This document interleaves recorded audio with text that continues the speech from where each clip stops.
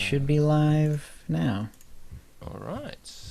Good morning, everybody. This is episode 304 of the OotiniCast. Yes, this whole bi-weekly thing makes me a tiny bit rusty every time. Well, this is only the second time we've missed a week, so yeah. Anyway, been a bit of a quiet week in SWOTOR.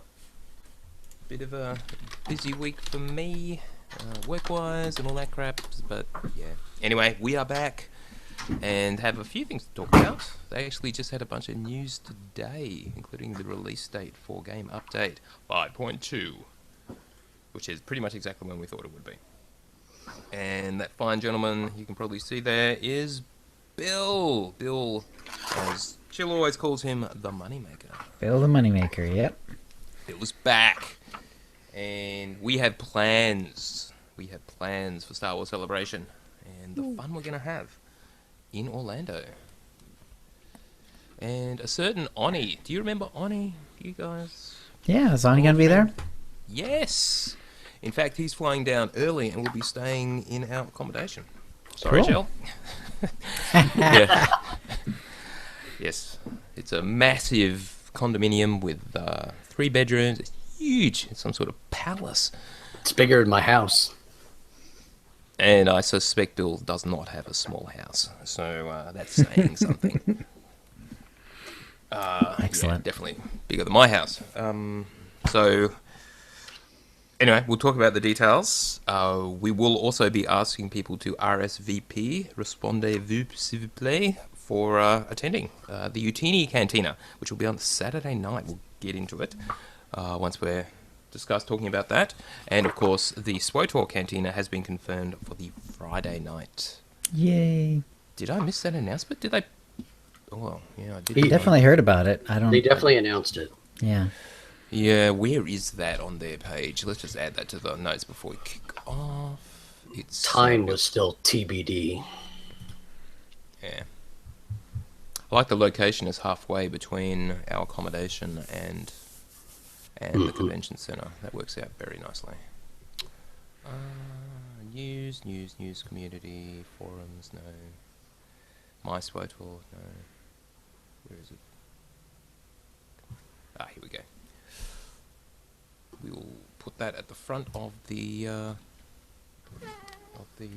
Select Digest. Blah blah blah blah.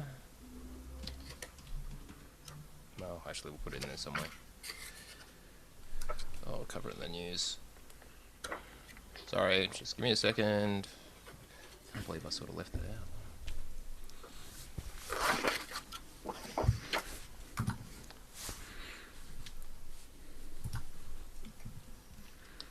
When was the last cantina? Sophia and Dekion will be there. Awesome. Yes. Oh, Leaf is there. Wow. Are you finally back on deck, Oliva? After your move? Your relocation? Space will be limited. They did that sign-up thing for the cantinas, but they started doing that, but I'm pretty sure they stopped. Do you remember that? Where you had to go to the webpage and something? Yeah. Oh, right. I can't remember if it was actually required. I don't think it was required, but they definitely wanted you to sign up so that they would have a better idea of how many were coming. Right. I haven't seen any mention of that for a while. Probably just got a bit complicated. All right, let's stop messing about. Are we ready to roll? I am. Yep. All right. Mr. Bill is. You're both recording already, so I guess we go. You're definitely recording the right device, Bill? Just check. Yes. All right, done. Let's roll. Okay, going in 5. Oh, hang on. Oh, what do we got? Sorry. Apparently the embed on OotiniCast.com live isn't working, so let me just quickly fix that. Okay. Sorry. Yeah, I thought I'd set all that up like a week ago. Maybe they've changed stuff. Yeah, of course it's running at the moment. 303 live. It is working! Okay. I just saw myself, so yes. No, it's fine. Refresh your browser or something. Or just go directly to YouTube. Okay, Decion's got it working as well. Thanks, Deck. All right. Sorry, Jill. What's wrong? Again, going in 5. Not a problem. Hi, and welcome to the OotiniCast, the podcast with a lot of explosions for two people blending in. This is episode 304, being recorded on Thursday, March 23rd, 2017. I'm your host, Jill, with our producer and co-host, Tio. Hi, Tio. Hey, guys. And our guest today is Moneymaker Bill. Welcome back, Bill. It's been a while. It has. Thanks for having me back, guys. So what you been up to? Well, you know, stuff, life. Not unlike Tio, I think life got in the way a little bit of gaming. A lot of my gaming time has gone down the tubes lately. It's not quite as bad as having a new baby in the house. But I did get a puppy. It's been about 7 weeks ago. So it's been a full-time job getting him house trained and just a normal puppy life. So that's taken a lot. It's amazing. It really is just like having a child on a small scale. Yes. Much faster, too. Yes. Much faster. Yeah. So has that been the only thing keeping you away from the game, or is it other stuff too? and there's been other stuff, too. I mean, the hard thing is, even any gaming time, like I'll sit down and just get into a game, and all of a sudden he's got to go out, and I've just got to get up and walk away from the middle of the game. So PvP is tough. Any game I was playing was basically all PvP, and Yeah. it just makes it really tough to sit still for 15 minutes at a time. And there's times I just have to get up and leave in the middle of the game, and I become that guy, and then I always hated that person. So I haven't been playing that much. Like Tio, I've been taking some classes in my free time as well. It's a little different though. Everybody pretty much knows I work in finance. I live financial life. It's what I do. But I've actually been taking classes in the science of zymology. Which All right, that's a new one on me. That's new to me. Yeah, it's a rare one. It's a little bit of a misleading as well. It's the science of fermentation. Oh, brewing. I should have known. Yeah. Okay. So, been Oh, right. You're Actually learning how to been- make beer. a little beyond just making it. Yeah, but that's a big part of it. It's a lifestyle, I guess, at this point. I'm on a quest to have 1,000 unique new beers this year. Whoa. So Nice. Wow. it's an everyday activity. Yes, indeed. It's about Or you're going to have one bad month. Well, so far I had 2 beers tonight. I think that puts me for the year at 258 for the Okay. year. So I'm ahead of track. I'm ahead of schedule. But it's about developing palate and figuring out all the different beer styles that are out there and pairing, and it's a lot. So that's my hobby right now. Is been taking up a lot of time, is brewing and beer and more beer and drinking and life. So I haven't had a lot of time within SWOTOR. I've got to say I'm really happy with the changes they've been making to the command rank system. It really needed it, and they're definitely moved in the right direction. So Sure. it kind of feels like we're almost now to where it should have been when it launched, but You mean back to where we started with a bit more? with a bit more, with the command crate system being the alternative for single players that don't raid, they don't PvP, they don't do these things. They should have always had this way to get to top tier gear. Now they do have it.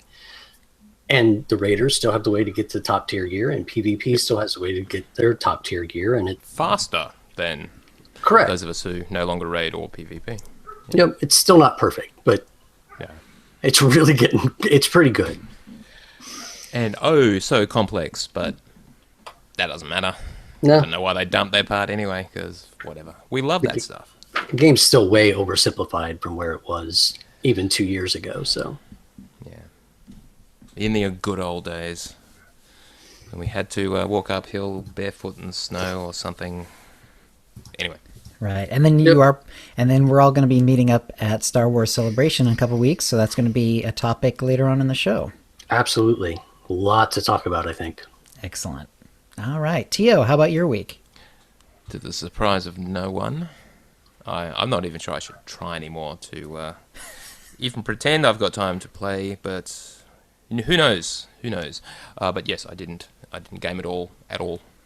I did lighten my student workload, though work has been particularly busy this past week especially. Got some extra responsibility, which out of nowhere for... Anyway, so... For no extra money? No, same old money. Life we call busy, very, very busy. So, yes. Nothing to report.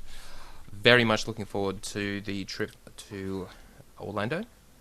The time I'm going to spend with Bill and going to the theme parks. I don't think I've ever actually been to a theme park except our own Dream World, which really doesn't count, and that was like at least 25 or 30 years ago. It's really not on the same level, even slightly. So anyway, that is going to be awesome. So basically, just over 2 weeks, and I fly to the US. So assuming they let me in the country, which isn't as certain as it would have been that long ago, I'll be seeing y'all in Orlando. Anyway, that's right. Keep saying y'all. I'm sure they'll just assume you're American. Sure. Over to you, Jill. All right. Let's do a shout out to the chat room, and let's see. Hang on. There's got to be more than that. I think this needs to refresh or something. All right. Well, apparently the list is not working very well, but I'll read what it shows. Anu is here, Dekion, Farseer, Eleva, Libaroja, and Ziskaika. Hello, everyone. All right. And that's it. That shows right now. I'm sure there's more people, but in fact, there's another one in the chat that just chatted and it didn't show up on the list. So hello also, Death Runs. I've got a tweet. Shit. It's funny how fast you can get rusty on this, right? I've always had a problem with that. Oh, also the show is an hour earlier everywhere except in the US because daylight savings. Because we had daylight savings, yeah. You guys switched onto it, yeah. Yep. Sorry, keep going. Yeah, so what I did was, the last couple of weeks were fairly busy for me as well. I had a number of family activities and some other things. I've been working on that new podcast, Cryptobiography, that I'm working on. Still a few weeks away from launch, so... and definitely not before the big trip to Orlando, that's for sure. But I did get a few times. Got Chill Widow almost to the end of Act 2. She's about to go back to Quesh for the big end of Act instance that they have there. It's always a nice set piece that they do, and I remember it very well. And I'm enjoying traveling with Kaleo this time, and I've just been thinking that overall, I mean, not necessarily for the one favorite companion, but for the group of companions on a class story, I think I like the Agent best. There's a bunch of really good ones, really interesting ones. You got your Dr. Loken, you've got Ensign Temples I really like as well, and I'm even warming up to old Black Eyes Vector. So it's taken a few times through the story before I've gotten used to his black eyeballs, but yeah. So I'm gonna throw a little screenshot up there of Kaleo and Chill Widow. So I'm enjoying that. Not as much game time as I would like, but yeah, we're all busy, so it's all good. All right, so we will move on to the tip of the week. And, this will be easy. We've got one tip this week. Do you want to do it, Tio? No, you go ahead, Sean. All right. The tip of the week is from Zen. Zen writes, the galactic command crates often drop items that are not needed, but be careful before disintegrating everything. The Rank 6 Cultural Artifact Companion gift called Carved Relief of Zildrog's Fall does not grant any CXP if disintegrated. It's probably a bug, and the text for the item does not show any points for disintegration. I tested this and got no points, which I guess is the cost of curiosity. Furthermore, it's probably worth claiming all the grade 6 companion gifts. There are always companions that need to be pleased, or they can be sold on the GTN for 150,000 credits or more. Well worth foregoing the 10 CXP that you can get for disintegrating them. And yes, so by not so random allotment, the winner is Zen. Congratulations, Zen. And that was a good tip, by the way. I definitely agree with everything you said as far as not disintegrating companion gifts.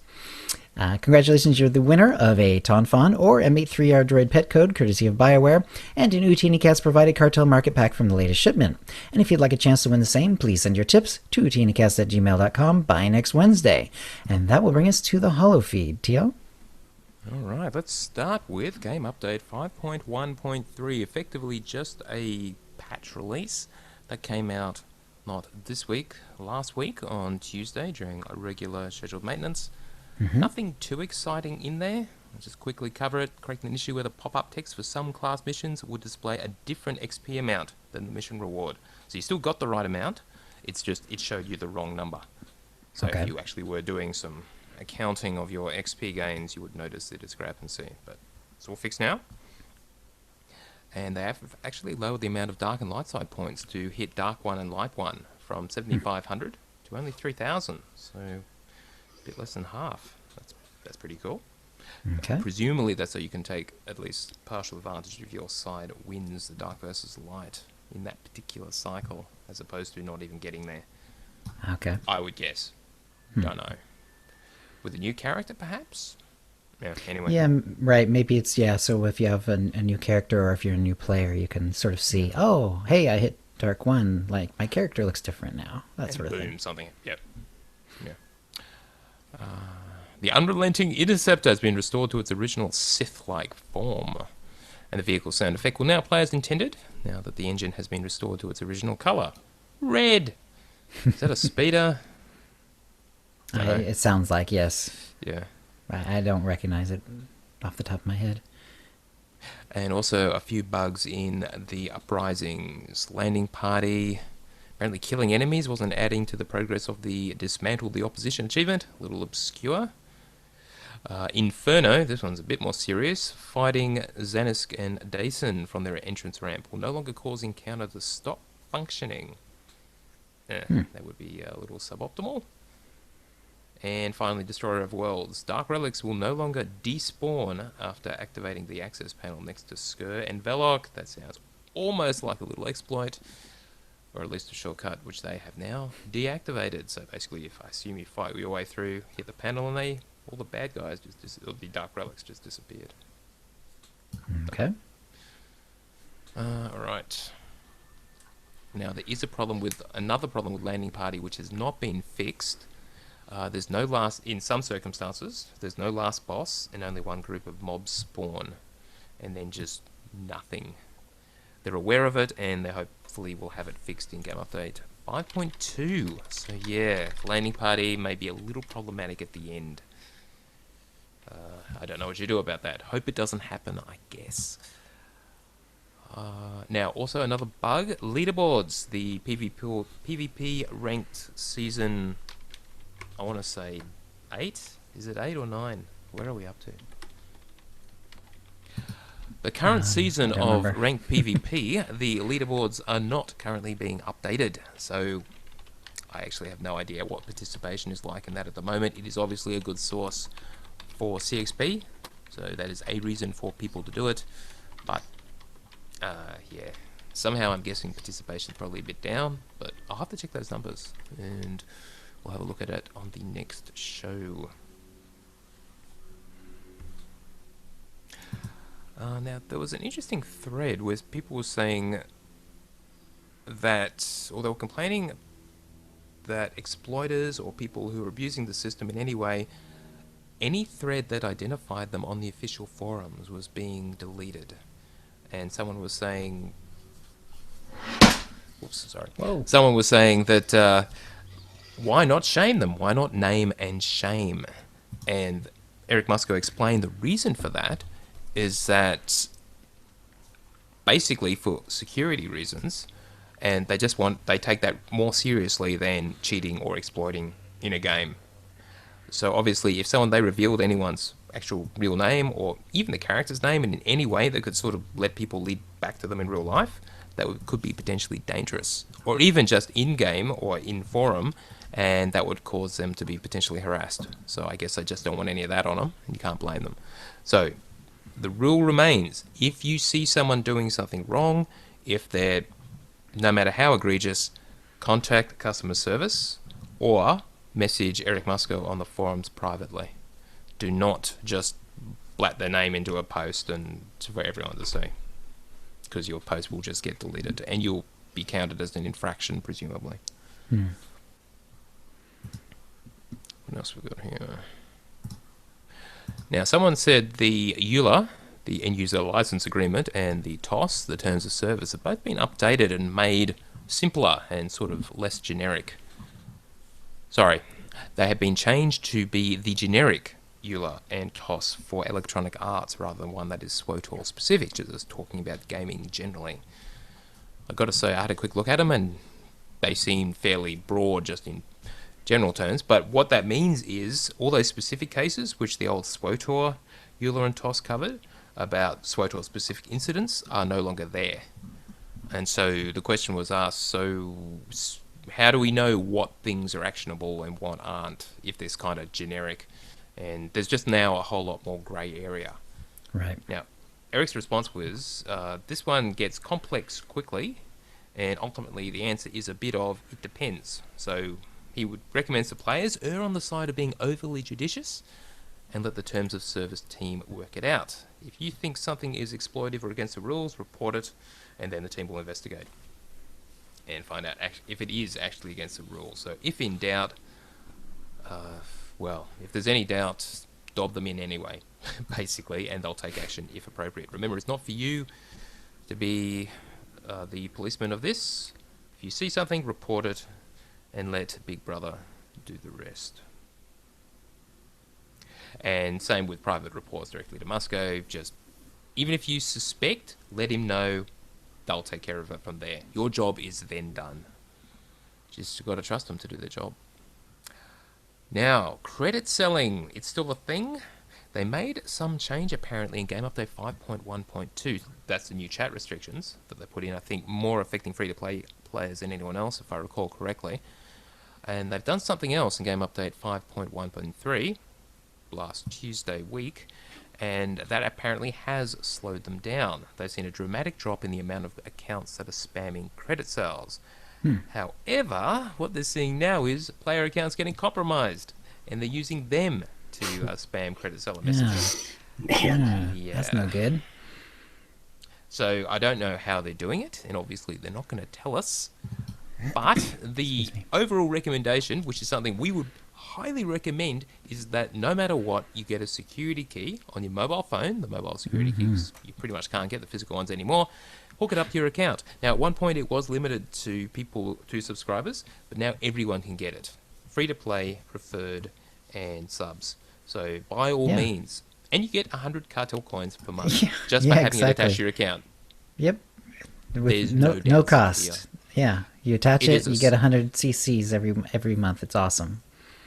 It is a slight embuggerance. When you want to log in, you have to pull out your phone and type in the number. Remember, you don't have to use the SWOTOR one specifically, SWOTOR security key. You can just use Google Authenticator, which is what I've been using for ages now. Just do it.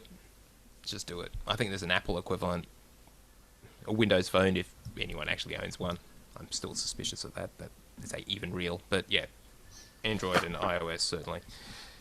Or just get the official one from SWOTOR. Right. And Swotorista says that some people are going to shady credit buying sites, giving their password to get cheap credits, but then they steal the account.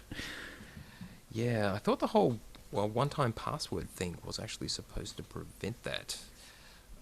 So remember, if you have one-time password, which is the default, you log in and then they will mail to you a particular code to your email address, so you have to enter that number. So I don't see how having the account details would be sufficient to get around that, unless there is some easy way, and I bet there is, of somehow changing the email address once you've got the account credentials. Right. Perhaps by going through EA itself, because all those systems are linked up. I don't know. But anyway, the simple answer to protect you well and truly is to use the security key.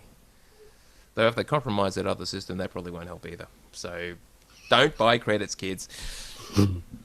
And this will never happen because I can't magically read your mind. I just get your password. Because you have a keylogger on your system, you're probably screwed anyway. So yeah. Practice good computer security things. Anyway, yeah. Now on next Tuesday, the 28th of March, they will be maintaining their back end. So there will be no client-side change, just another change probably in preparation for Game Update 5.2. And we have an official release date, which is pretty much exactly when we thought it was, thanks to that little bit of detective work that Blay did when he saw that the CXP bonuses and XP bonuses ends on April 10th. We thought they'd release a game on April 11th. And yes, yes they will. So Game Update 5.2 will be launching Tuesday, April 11th. And starting on next Monday, they're going to be talking some 5.2 stuff, including a new galaxy map. Where'd that come from? How PvP will work on IOCATH. Now that's interesting. I wonder if they're trying something new, because obviously we still have our PvP and PvE game focus areas, so you have to be in a PvP game focus area to do PvP. Maybe they're adding something on IOCATH to actually incentivize people to be in the PvP focus area. We'll see. Maybe so. Yeah, agree point too. The daily area, what's different and what's the same? Different to how daily areas are done in the past? Okay. Access to IOCATH, who, when, and how.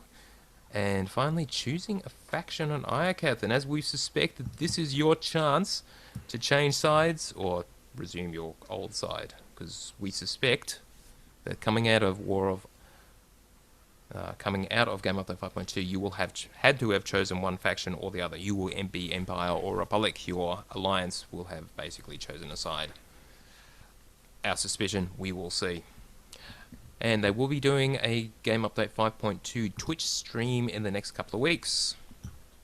Cool. On that stream, we'll not only talk about 5.2, but show you some of it as well. And of course, the 11th of April is 2 weeks Tuesday. Now, the unfortunate thing for me is that I'll be in Orlando, pretty much on that day during that week. So, won't even be able to update until I get back. But I assume they'll probably have it playable somewhere. There's been rumours of a SWTOR presence at Star Wars Celebration.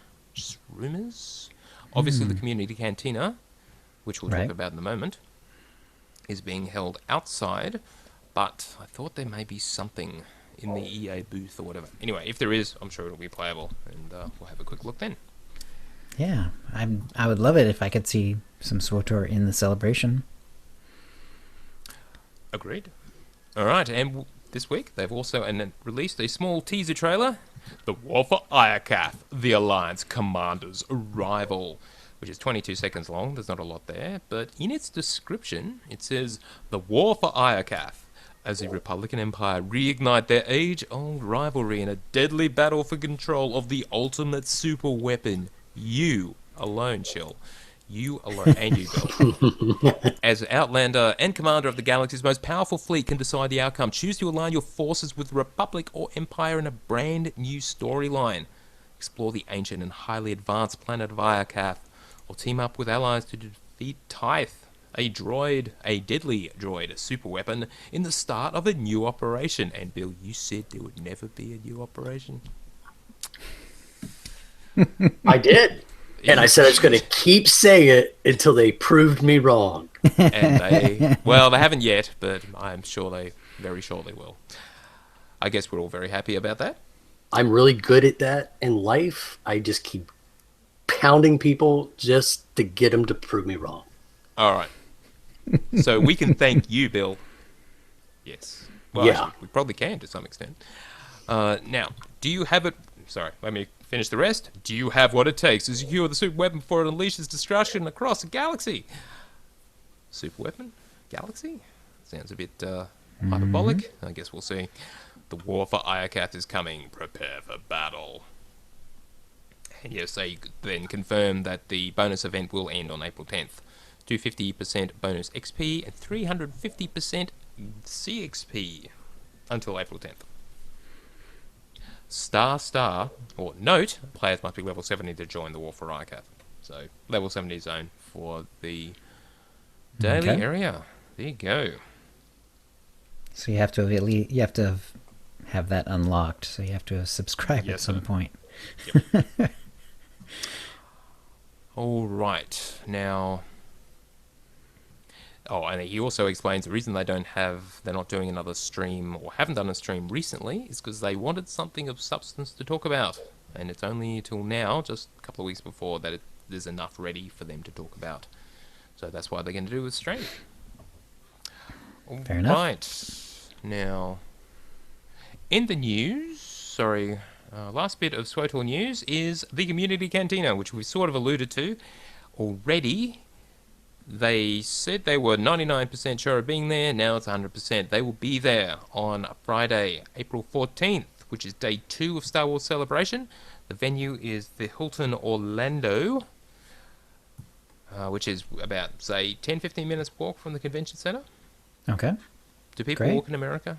Sometimes I kind of wonder. I thought you all had cars. But yeah.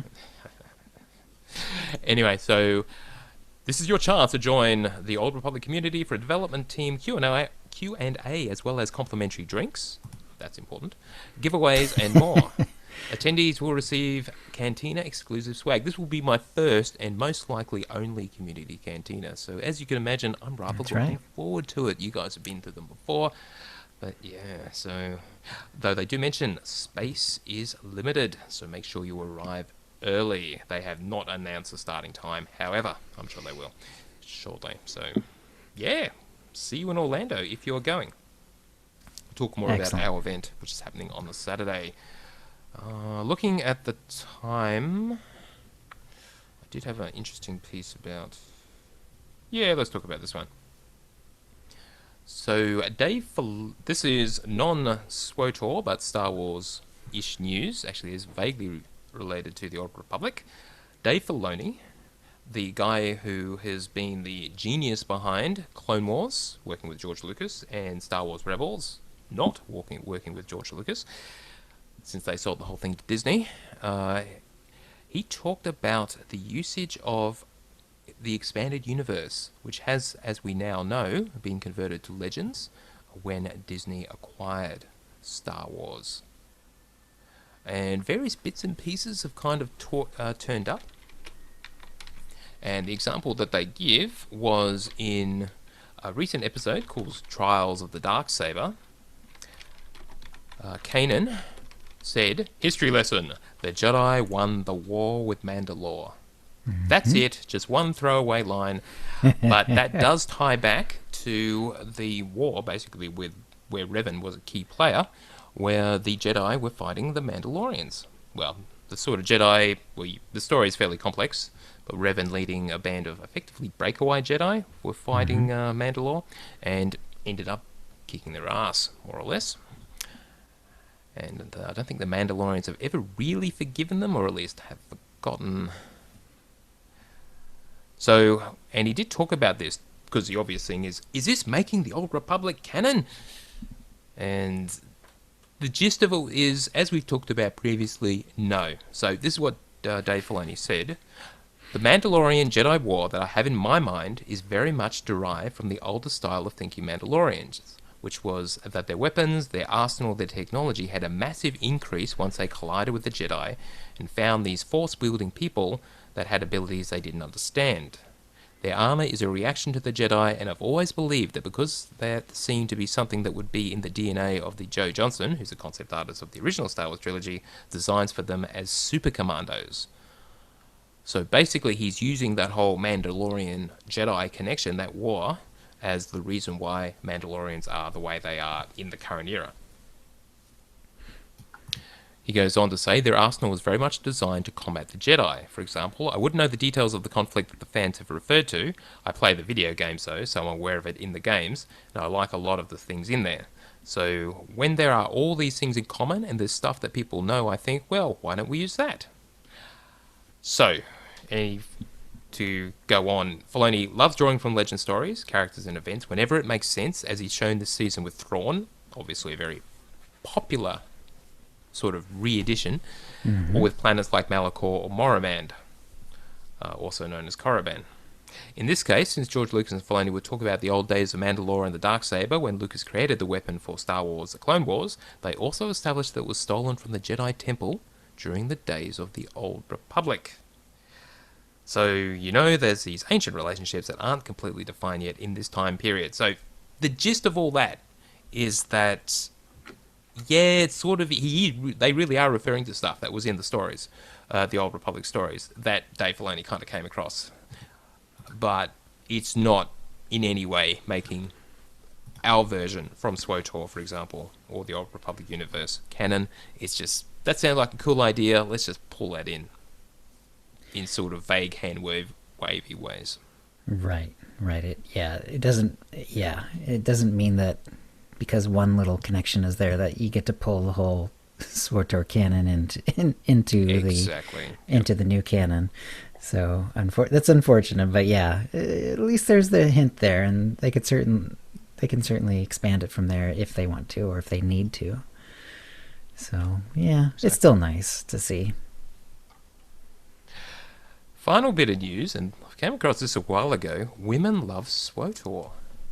Yes, women. Yeah, this was interesting. Yeah, it's a survey by a video game consultancy called Quantic Foundry. And however they did it, they gathered some statistics from players. And basically they were trying to find what kind of games women played. So, of course, only 18.1% of their survey audience were actually women, or at least identified as women. So, obviously most gamers do apparently remain male. And then they broke it down for the women in the group. What kind of games do they prefer playing? And as you probably wouldn't be surprised, 69% of women do enjoy playing games like The Sims, Animal Crossing, Bejeweled, Candy Crush Saga, which obviously are popular with both genders, but those are the kind of games the majority of women played. And as you go down through the list, is MMOs like high fantasy ones, 36%. I don't know if World of Warcraft would count as high fantasy. No, I don't know. I don't know either. Action RPGs is like only 20%. Sci-fi MMOs, only 16%. And SWTOR obviously is a sci-fi MMO, but there's a catch here. MOBAs, only 10%, like League of Legends. That doesn't surprise me in the slightest. Most MOBA players are guys. How about that? Yeah. And sports games, 2%. Women are very sensible, clearly. And racing games is obviously a guy thing too. And tactical shooters. I know there are a few FPS players who are women, but it seems most of them are guys. However, and the reason I mention this at all, is that SWTOR is this bizarre outlier as far as sci-fi MMOs. Star Wars The Old Republic had almost double the genre average of women players, 29%. And contrast that with Blizzard's incredibly successful and enduring World of Warcraft, which only had 23% women participation among women. So they must have put it in the high fantasy category, which has 36%. Yeah. But not as high as, I don't know, what are some other games out there? MMOs? High fantasy? Like Lotro? Yeah. I suppose. Lotro? I know, actually, I do know a lot of women do play Lotro. And that is high fantasy, clearly. Yeah. So there you go. But for whatever reason, Star Wars The Old Republic in particular, is popular among women. Relatively. Cool. So anyway, yeah. That makes sense. I mean, Star Wars is pretty popular among men and women, so... And that's always been one of the main draws of the game, of course. Indeed. Anyway, that's the news. All right. Well, that'll bring us to the Academy, and this week's what Teresa tells us about the outfit designer. Nearly updated. Hang on. Newly updated. So, okay. Sorry. I'll redo it. Just fix that. Yep. Newly updated? Yep. Okay. There we go. I was having one of those, news announcers moments when they say something that makes absolutely no sense, but it's what was written, so you read it anyway. All right. That will bring us to the Academy, and this week, So Teresa tells us about the Outfit Designer, newly updated for Game Update 5.0. How to dress your space Barbie.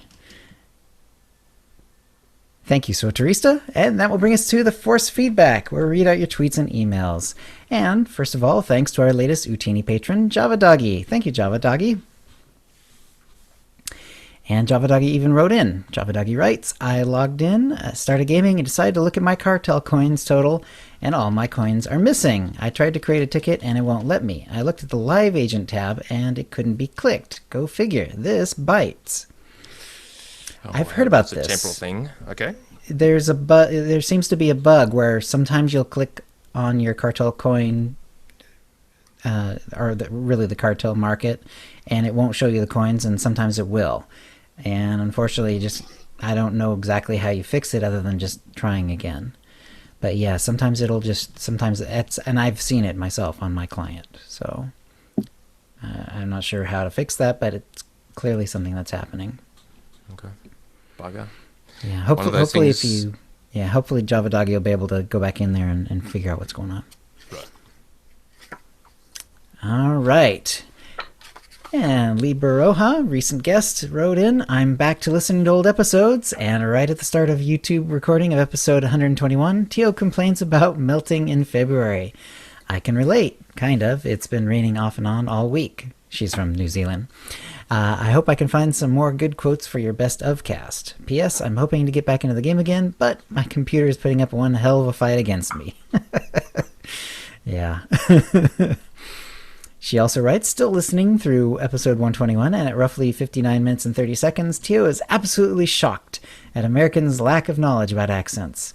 I have to say, Tio, at least they default to Aussie. I hate being grouped in with you guys. It's not like we have a tiny population this side of the ditch.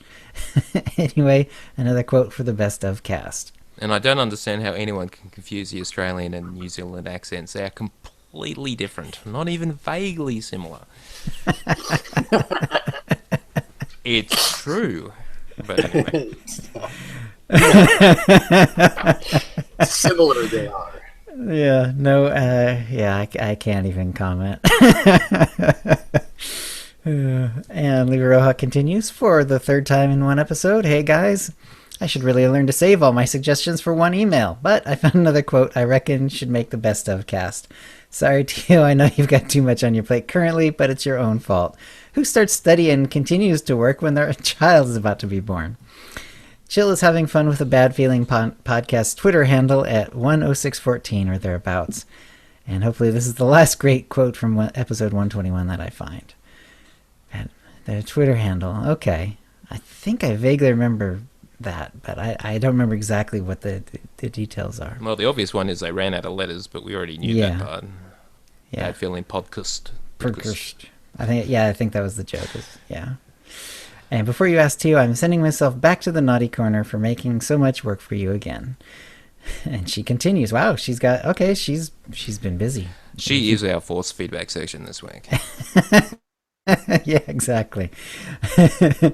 All right. So continuing, Liba Rojas says, I'm watching my way through episode 122 while studying, and I have to say that Chill's description of Mosk's drinking ability just left me in disbelief.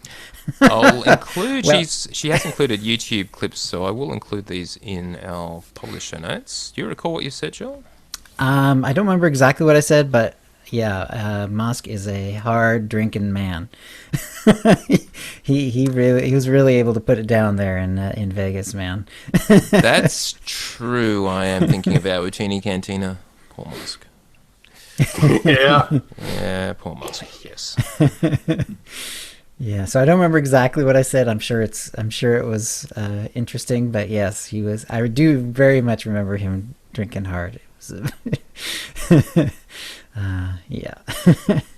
Okay. Also, Redna describing the group with Chill versus without Chill was quite interesting, and roughly here it is quite entertaining. And keep up the laughs, silent though they might be currently. P.S. Oh, and Tio, there's always Bill's money-making tips that are going to be relevant, whether it's 3 years ago, today, or in 3 years. That's true. And timely. is pretty Yeah. much the same. Yep. Yep. Since you seem to be rather slack this week in terms of producing a show, I'm watching episode 124. And Chill's introduction is, I have to say, very good. I'd have to look it up to see which one that is, of course, but I have no idea which one that is. I think even Tio almost couldn't contain himself during the introduction.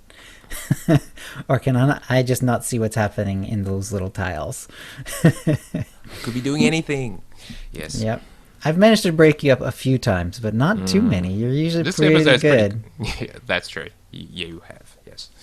You're pretty good about holding it in, though.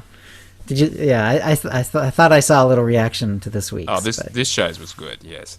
Okay, good. Also, what do you think of the change that BioWare Austin has made to be able to do the US to EU character transfers? It was a big topic of discussion during the podcast and the community once upon a time. Interesting question. It's just a thing. They suddenly resolved whatever that apparent issue was that prevented it. It wasn't technical. We assumed it was legal, and then suddenly it went away. So, awesome. Yeah. I think it's great.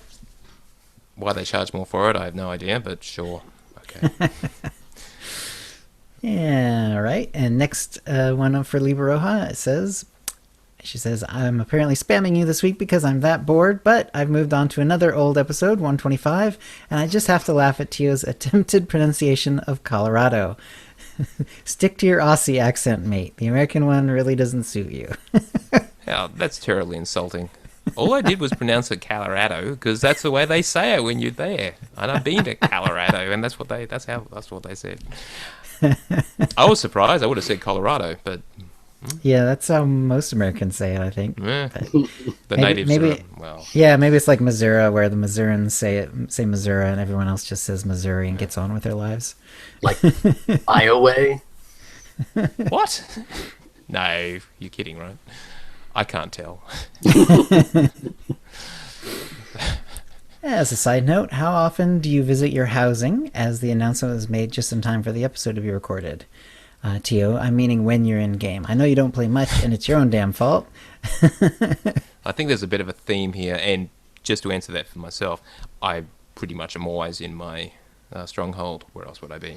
Because remember, for me, it's a utilitarian thing. It's got all my stuff, all banks, skill bank, everything, legacy bank, all just there. So yes, right. I even look around occasionally. Nah, just kidding. I mean, it is sort of a default place for me as well, but because I'm leveling right now a lot, my characters are out and about. Once I'm past level 70 and just kind of grinding, then I tend to head back towards there quite a bit. So, all right. And she has one more. As I make my way through another old show on YouTube, I found the quotes of the week, and there are several from episode 128 that were quite good. They start here, go for about 5 minutes, and get progressively better, in my opinion. It's about 5 minutes long, including banter, but I love it. I don't remember do you know what that one's about, Tio? Mm-mm. All right, we will have to check that one out. I'm missing your weekly shows, and watching old content isn't quite the same as being in the chat room and interacting with you guys. Thanks, Liberaroja. Yep, it's true. It's true, but, life does get in the way sometimes. All right, and that will bring us to the Sarlacc Digest, where we go over the issues for 1,000 years, or until we run out of time. And we're going over the upcoming Star Wars Celebration, and that's exactly why we have Bill here, because we are going to be meeting, and he's done a lot of good figuring out of what to do, when to do it, and all that good stuff. So, Bill, why don't you go ahead and take it away? All right, sure. Well, I sat down and tried to figure out how to go through this. Yeah, I mean, everybody that's listened to the show knows that I can be a little loquacious and a little over-prepared to talk. So I have a lot I could talk about. It just depends on what everybody is interested in from the chat room, what you guys want to hear of. This will be my 4th celebration that I've been to.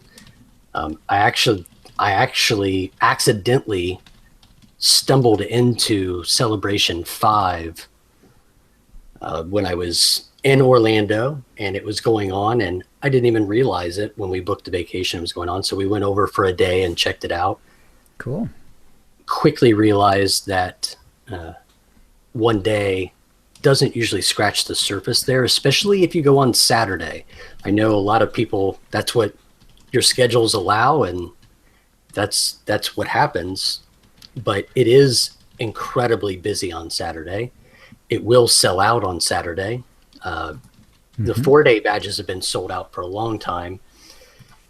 And then it's really funny because they don't sell out in order. Saturday always sells out first, and then usually Friday will sell out, and then Thursday will sell out, and then Sunday will sell out last. But all 4 days usually sell out. And so the most common, I think, question that you would get is, well, what the hell is going on? If you've been to any conventions, it's not anything different than most. It's not going to be as busy as San Diego Comic-Con if you've been there. It's not that busy, but it's still, it's a lot more busy than a PAX convention. It's a lot more than WonderCon, DragonCon. I'm trying to think of some of the ones I've been to. It's probably, other than San Diego Comic-Con, the busiest convention I've been to. Have you been to one since The Force Awakens came out? No.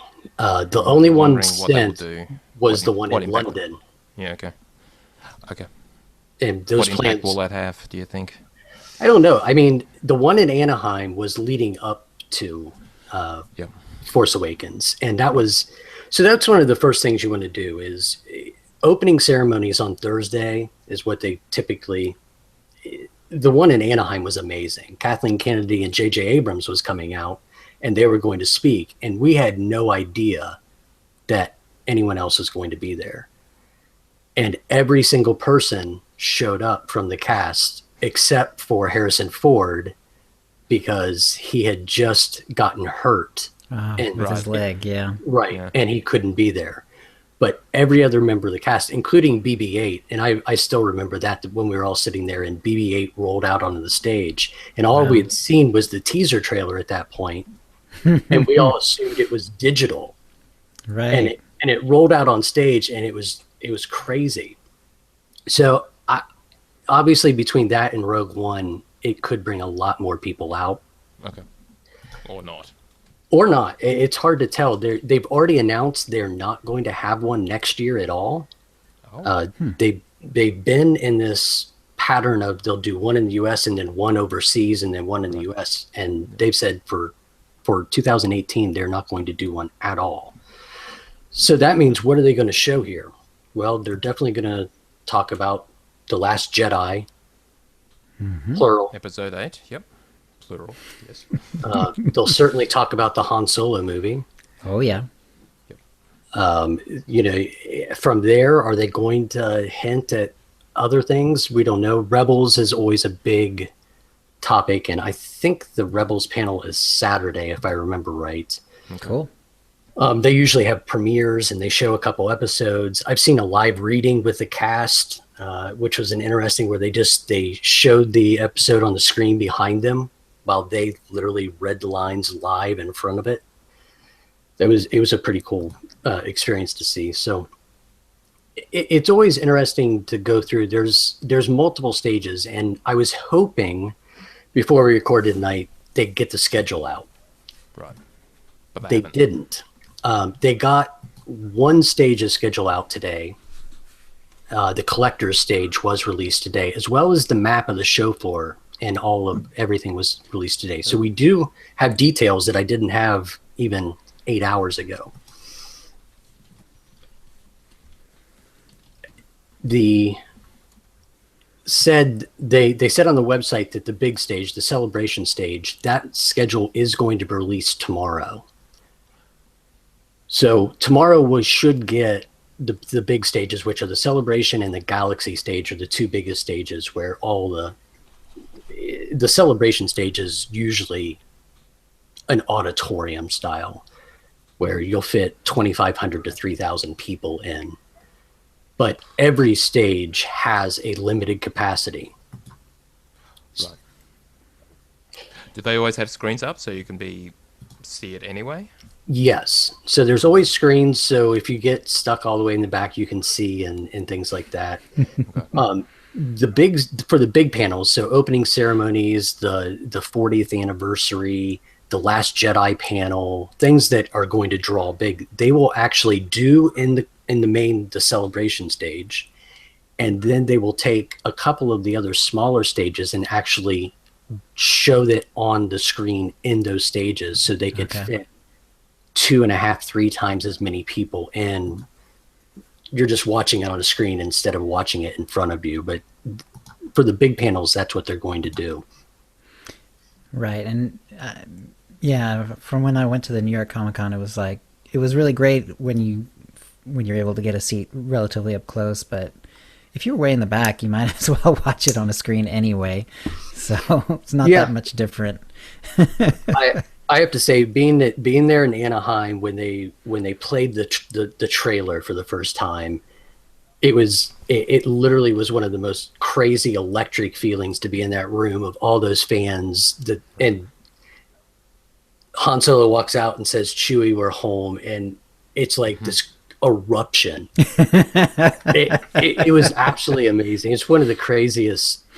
Like I would never expect that in my life, but you look around and people are literally crying around you. All so much emotion. Being in the room with it is pretty incredible. Awesome. So then there's a cosplay contest Saturday. It is pretty crazy. It's pretty amazing. Back in Celebration 5 and 6, they used to have them divided up, and they would do cosplays Thursday and Friday, and then like a best in show on Saturday. And they've kind of shrunk it all down into one mega show, and they do all the pre-judging behind the scenes basically now. Okay. But that's always a can't miss. Is the cosplay is really, really out of this world. There will be gaming. That's usually on the digital stage. I think that's what they're calling the Galaxy stage this year. So EA will be in. They'll show all the different games. They'll go through that. That's always a really hot panel to get into. Then you have the collectors panels, and they run the gamut all over. 40 years of collecting, because that's where all the money is. Merchandising. Lucas figured that out. Is there lots of stuff to buy typically? Just memorabilia? Of course there is. There is. It's so the show floor itself, it's open for 8 hours a day, typically 10 p.m. to 6 p.m. or 10 a.m. to 6 p.m. Right. It can take you easily 12 hours to walk the whole floor. So especially on a Saturday, it is literally shoulder to shoulder. You're crammed in, waddle. You can't move at a regular walk. You're There's so many people, right? Massive humanity in all directions. But there are hundreds of stores. So you have the big retailers that are like a Novos, who does costuming, Lego, Gentle Giant with their figurines, Funko, Think Geek. Then you have independent collectors and small stores that do it. There's an art show in the middle of the floor. It's separated off, and they bring in, dozens of artists that do Star Wars art. Last time I was there, I bought 3 prints, and you can go from anywhere, a print where they made 500 of them and it's $25, all the way up to this is a one of a kind oil on canvas and it's $10,000. Wow. And then beside that, there's a whole tattoo section where you can literally get your Star Wars tattoos. And there's usually 20 or 30 different tattoo artists and companies there, and their art is amazing as well. Every year Kathy and I think about it. We're like, maybe this is when we're going to break down and do it. So maybe this year we'll break down and do it. We say that every time and never do. We chicken out. So would you recommend actually buying stuff from there, or is it like the worst possible place because all the prices are going to be inflated? No, it's a good place to buy stuff. And a lot of times you're going to see stuff there that you will never see anywhere else. Right. Lego has a store on the floor. Ooh. And so like in Anaheim, we were able to buy the actual SWTOR Lego sets within the store. You can't find them pretty much in any store anymore. So they'll bring in all the Star Wars specific Lego sets that you can buy there that you won't be able to find anywhere else. And they're retail because it's the same price whether you buy it anywhere. I'll be packing light for this, obviously, so I'll have plenty of room in the suitcase for going. Yeah. So then the panels, the panels all do. So you can always guess that like Felicity Jones and Alan Tudyk and Riz Ahmed, all from Rogue One, are going to be there.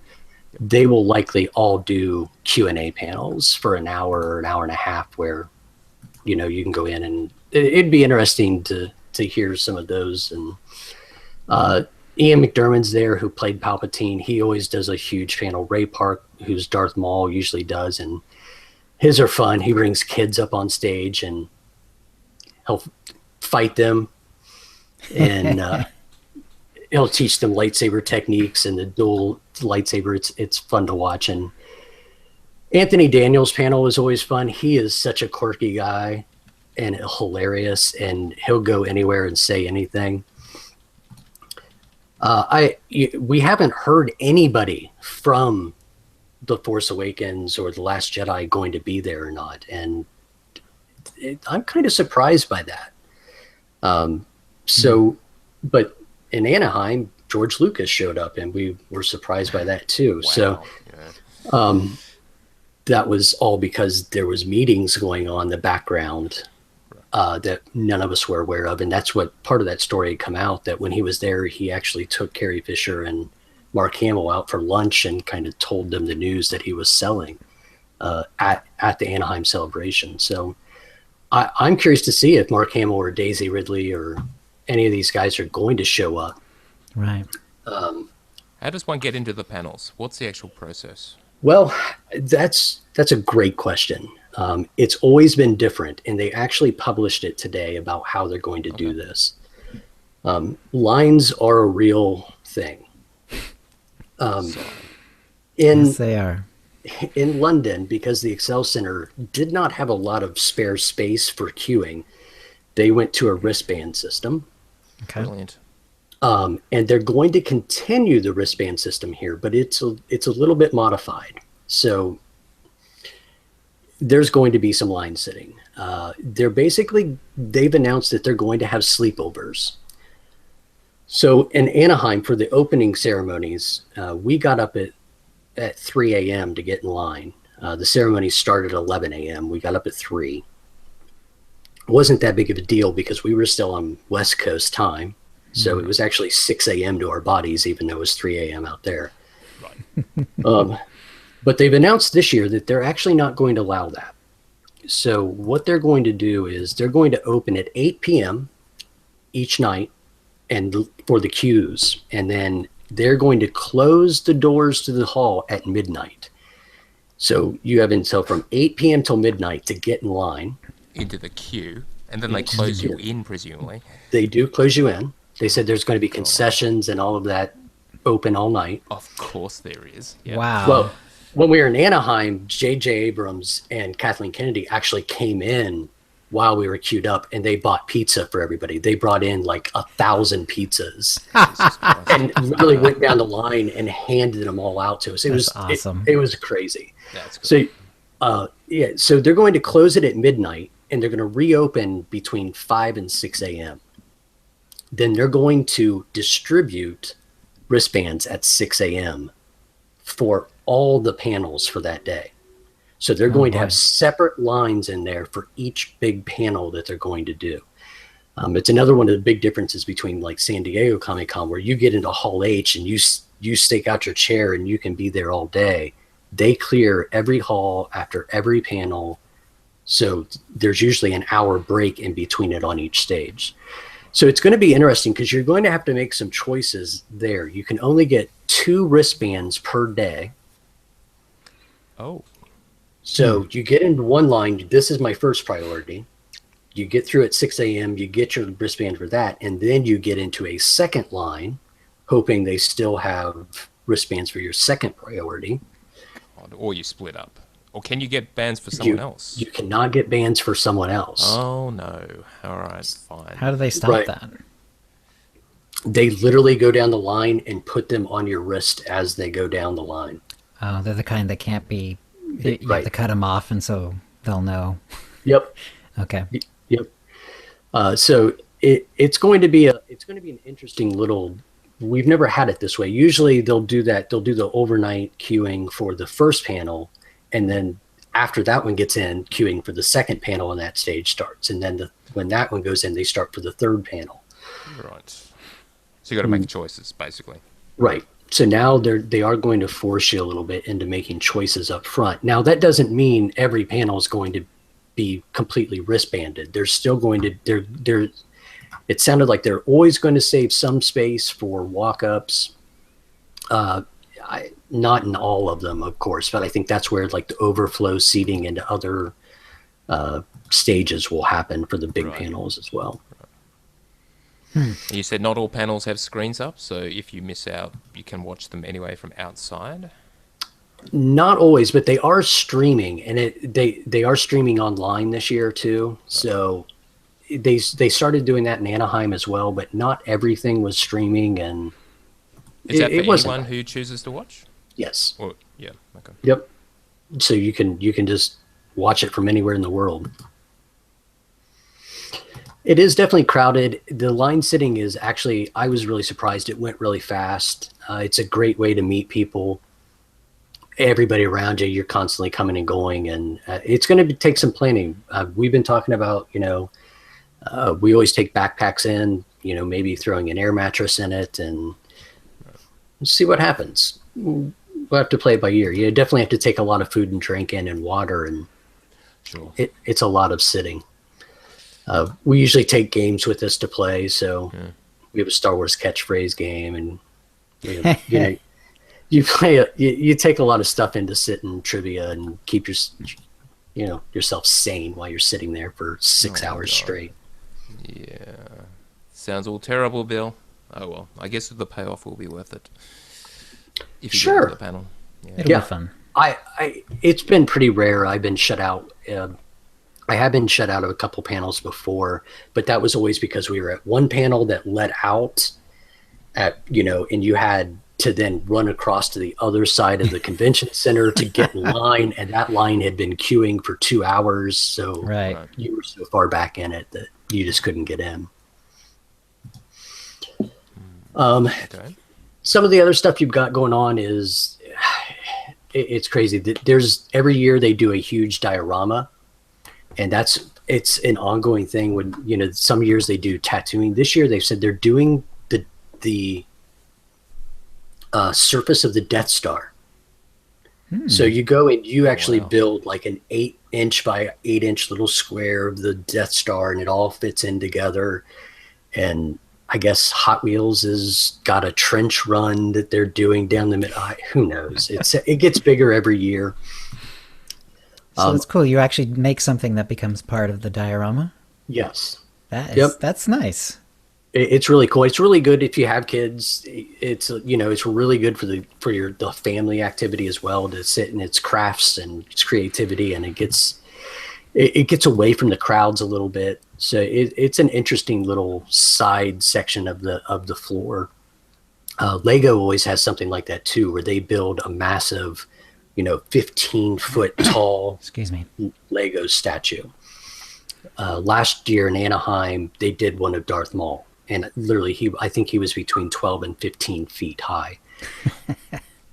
And you go up, and they have predetermined blocks basically that they need. So you'll see, and it may be only 30 blocks that you put together, and you build a little section that they'll then go in and put into the big statue and build it up over the 4 days that it's there. Nice. You have all the droid builders. So you see the people that have spent their lives building R2 units and crazy things like that. And they're crazy. Some of them are like 5 figures by the time they're done with them. And one of my favorite things they have is the Stormtrooper Olympics. That's usually near the end of the show, Saturday or Sunday. And they literally put on events, running, potato sack races, crazy things that you would think of like a field day almost. But they have to do it in full stormtrooper armor. Nice. Please tell me that they have like target shooting. Yes, Nerf gun target shooting, absolutely. But what's interesting is if you've never put on that armor, you can't sit down in it very well, if at all.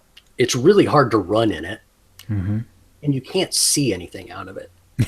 It's impossible to see anything. So watching them having to navigate a maze of tape on the floor without being able to look down, it's pretty fun to watch. And then I'd wrap it up. The one thing that I think, and I put this out to everybody listening, that if you're going to be there throughout the week, either Thursday or Friday, there's one thing that I think we should all get together if we can and do, and that's called the Rocket Race. So it's based upon the San Diego Rocket Race. It's a company that comes in and does it, and it's part scavenger hunt and part trivia. So you come in and it's a timed event where they give you a list of, we'll say, I think it's 15 questions, and they start easy and go to incredibly difficult. And you solve these riddles, questions, trivia, and it directs you. You get a passport that then directs you to somewhere in the convention hall where you have to find a certain character. That certain character may ask you a trivia question, or they may just stamp your passport outright. Usually you have to answer a question based upon how you found them. You then get back in time with as many stamps as you can, and it's all tallied up, and you win fabulous prizes. So we've done this every year, and we've gotten better and better at it. But I am not the biggest Star Wars lore guy. I enjoy it, but I don't know, especially the EU or Legends as we call it now. I don't know all the ins and outs like you guys do even. So there's a lot of questions. Last time there was a question about a hand of Sabak and what the winning hand had to be. Excuse me. And it gets really difficult. Right. And it's really hard to do with just two people because you can't really split up and go different directions to get stamps. You only have one passport anyway, but it helps to be able to sort where people are and call each other on the phone and be like, okay, you need to come to this area. And when you think about this, you're going over 4 floors of the convention hall. Holy cow. And it's easily a quarter mile from one end to the other. All right. What else to cover about celebration, or shall we talk about the cantina? I think that's it. Usually everything wraps up about 6 o'clock. I did say that, I think if anybody's interested, there isn't usually much that goes on in the evenings. If anybody's interested, I might put a group together if anybody's willing to or wants to go over to Disney Springs on Thursday night. It's food, drinks, lots of restaurants, shopping area. It's a good place. They've got the bar from Indiana Jones there. We can hang out at. Wow. Oh, cool. Okay. It's a pretty cool place. If anybody's interested, let me know. We'll maybe put something together for Thursday. Good place for a drinking contest. Oh, no drinking contests. Hangover plus jet lag would probably be a terrible idea. So. And you got to get back to get in line for Friday. Oh my god. Oh, why sweep? Yeah. Right. I like your notes about dealing with cosplayers. Yeah. Yeah. So it is there. You Face will mask for the smell? no. A big part of it. A lot of the cosplayers are there, obviously, to show off, and you will want pictures of a lot of these people. Mm-hmm. But the most important thing is be respectful of them. Always ask permission first. Sorry, 1 second. Right. And not only because it's respectful, but also because I know from following cosplayers and so on, it's not just about respect, but it's also because for them, part of the cosplay is to be in character and have a good like pose that they've, because they usually have practiced their posing and so on, so that they look extra good. And if you just snap a picture of them when they're not expecting it, it doesn't, it doesn't look nearly as exciting as when they can sort of get in character for you. So that's part of it. And some of them really take offense if you just go out and put your arm around them, which people sometimes tend to do. So, yeah. Just be respectful. They always have the signs. It's hilarious that cosplay is not consent. So just because you're dressed up does not mean that they're fair game for you to do whatever you want with them. Yeah. Why would anyone think they were? But all right. Trust me, they do. They have those signs are absolutely necessary. Yeah. Yeah. And Blaze says 250 quid, that's pounds, equivalent of roughly $500 these days, to whoever gets Tio drunk enough to have "My daughter joined the dark side" tattoo by the end of his trip. There you go. If you want to make yourself some money, take that challenge. Good luck. I don't do tattoos. All right, let's talk about the Utini Cantini, or Cantina, as the case may be. So our current plan is we're going to have it on Saturday night, given that the community canteen will be on the Friday night, and we will be in attendance. Bill, are you actually going, or are you going to that alternative Disney thing on Friday night? I'm going to the BioWare Cantina. Yeah, okay. On Friday. All right, so we'll all be there. But yes, Saturday night will be the Utini Cantina, which is an unofficial celebration of all things SWOTOR and SWOTOR players. Fee and Deck will be there, and various other people. We are asking you if you would like to attend. Bill will effectively be our host. Obviously, we'll be organising as well. Chill and myself will be there. Fee and Deckion, Zen, a friend of ours, who's a reasonable recent correspondent with the show. He actually suggested or asked what the agenda was, and he had some suggestions. SWOTOR trivia contest, plenty of material in the codex. Animation charades, do an impersonation of an in-game animation and see who can guess it. That's pretty clever. I like that one. Complete the phrase, "Welcome back, Master. If you detect the aroma of blank, I program the air circulators to simulate it." I know what that one is. Yep, that kind of thing. You also asked whether people should bring booze or snacks. So, Bill, I believe our plan is we will cater. So, yeah, I think I'd like to know how many we've got coming. So, obviously, we need to get an RSVP in. Yes. Whether I have two thoughts at this point. We could probably do it in the condo. There's plenty of room. Vistacade does have a movie theater that we may be able to use as well. I think it fit, 20, 25 people in. That's something we have to check on site when we're there, if we could use it Saturday night. But I go back to if you guys want to own the agenda, I can own food and drinks. That's I don't think there's any. Anytime I host anything, I say, if there's anything specific that you would like, feel free to bring it. Otherwise, there's no need. We'll provide snacks, food, appetizers, plenty of drinks.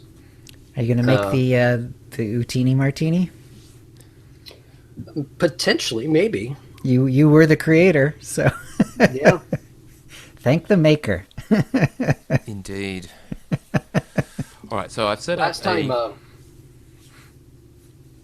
Go ahead. I was going to say, I've set up a Facebook event for the Cantina, so please RSVP on that if you use Facebook. If you don't, and I couldn't blame you, feel free just to email OotiniCast@gmail.com. Just let us know if you're coming, and we will include you in the numbers, as various people have done so far. Yeah, so please do. Yeah, and so Vista K is a big complex. So as we get closer and we make that decision, we'll need some way to communicate that to you as well. So it is gated as well. So if you are driving, you're going to have someone give you a gate code to get in. So to parking will be limited. It is walkable. from the convention center. I did measure it out. It is about a 1 mile walk from the convention center there. The second half of it, honestly, there is no sidewalk. It is kind of a delivery road around the back of the east concourse of the convention center.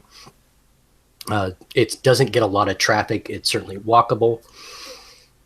But just be prepared for that. There is no sidewalk that goes all the way over there. As I'll point out, you do have to walk around a little edge of a pond. You Americans. Well, I guess everyone's got a car, right? Watch for alligators. Yes, you are in Florida. If there is water, there are alligators. So just be aware. And if you're pregnant, be aware the Zika virus is active, I believe. I don't think that'll be a problem for us. Well, I'm not pregnant. Yeah, me either. Also, obviously, we will be recording an episode of OotiniCast. So Bill will probably drag you on as one of the participants, if you don't mind. Mm-hmm. So we'll just do the live recording. We may or may not be able to YouTube broadcast that, depending on the internet. Bill, what's the internet like with VistaCode? It's usually 3 mega, so it's not bad. Okay, if not that, I'll use my phone, because I've got unlimited everything while I'm there, so that should be fine as well. Either way, we will get the signal out and obviously publish the show as per normal as an MP3. So anyway, yes, please RSVP. Please let us know you're coming. Everyone is welcome, and we can promise you a reasonable time. And it's entirely possible that some BioWare staff may drop by, potentially even Eric Musco himself. So stranger things have happened, especially we are going to potentially bribe them with free booze, which may be effective. So we'll come up with some way of hopefully convincing them to join us. It will be a good time, people, for sure. Anything else to say? I think I've talked enough. You did well. That was not particularly loquacious, Bill. You could restrain yourself, sir. More about my throat restraining me a little bit. Yes. Okay. Well, that works out well, more or less. In terms of my editing time, anyway. All right, Shell, let's wrap it up, and hope to see y'all in Orlando. Yes, me too. I can't wait. All right, that's a show. If you'd like to play with us in the Utini Knights Guild on the Republic side of the Harbinger server, or in our Guild on the Empire side, do a /c join Utini to join the Utini channel. Then let us know you're a fan of the show. You can email questions and comments about the show to utinicast@gmail.com. Follow us on Twitter using @UtiniCast. You can find contact details for all of us on our website, utinicast.com, which includes how to subscribe to us using iTunes, Stitcher, and the rest. We record the show live Thursdays at 4:30 p.m. Pacific on a semi-bi-weekly basis. Go to utinicast.com/live to find out how to join in. Our theme song is Doomsday by Jean-Paul Zogby. Thank you to the chat room, and thank you, Bill. Thanks, guys. And we'll see you next week. All right, guys, keep recording. You know how to do this. I think I vaguely remember too. So I guess that's it. We will record at least one more show before we fly. It'll either be the Friday before I actually head out, or we'll do a show next week as well. Depending on how much news they dump on us, because there's rumours of all these posts that they're going to be making about War of Ikath. We may just save it up and do a mega show. Then again, I'm not sure how much editing I want to do on the day before I fly, because I leave Brisbane at 10 a.m. in the morning, which means international flight, you've got to get there at least a couple of hours early, yada yada. So, yeah, I'd rather have that all out of the way. So anyway, either way, you will see us either next week and or the week after. Anything else to say, people? I think we're good. All right. Well, may the force be with you and or serve you well. We'll see you next time.